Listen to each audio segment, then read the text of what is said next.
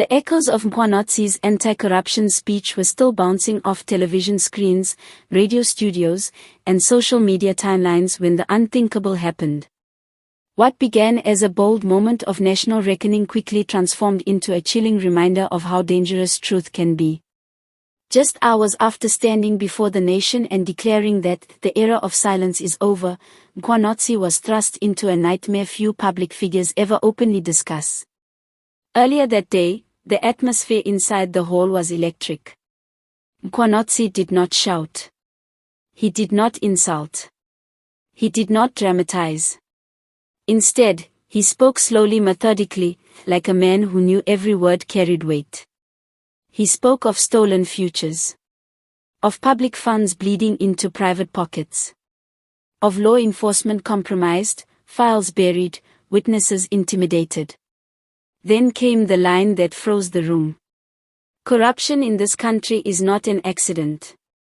It is organized. A murmur swept through the audience. Cameras zoomed in. Pens stopped moving. And when corruption is organized, it survives only because good people are threatened into silence.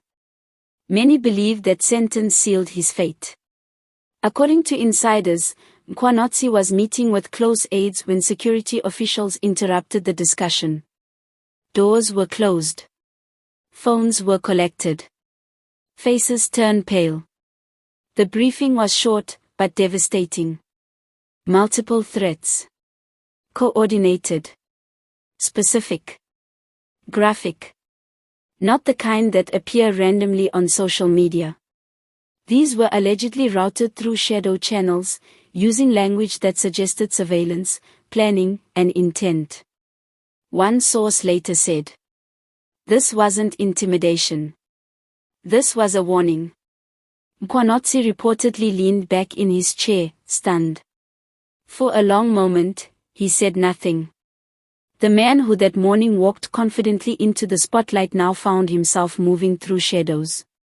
A close associate described the moment bluntly. That's when it hit him. This fight is real.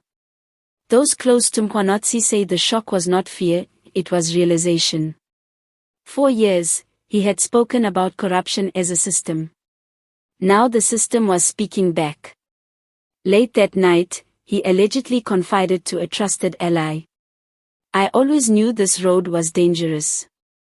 I just didn't know how fast the danger would arrive." Despite the threats, he refused to retract a single word. "If they think fear will erase the truth, they don't know me." Public reaction was immediate and explosive. Supporters flooded social media with messages of solidarity. Civil society groups demanded protection and accountability. Ordinary citizens asked the same haunting question. Who would threaten a man for speaking against corruption unless he was telling the truth? Yet while some leaders rushed to condemn the threats, others remained eerily quiet. That silence spoke louder than any speech. Analysts were quick to warn, South Africa has seen this pattern before. The fear is not just for Mkhwanazi but for what his silencing would represent. When anti-corruption speeches require bodyguards, democracy itself is under threat. As dawn broke, the nation was left in suspense. Will investigations finally follow his words? Will those behind the threats be exposed or protected? Will Mkhwanazi continue to speak or be forced into silence? For now, he remains under heavy protection. Determined. Watching. Waiting. #Mkhwanazi in shock, #anti-corruption, #essay in suspense, #political drama, #truth under threat, #fictional news, #must read.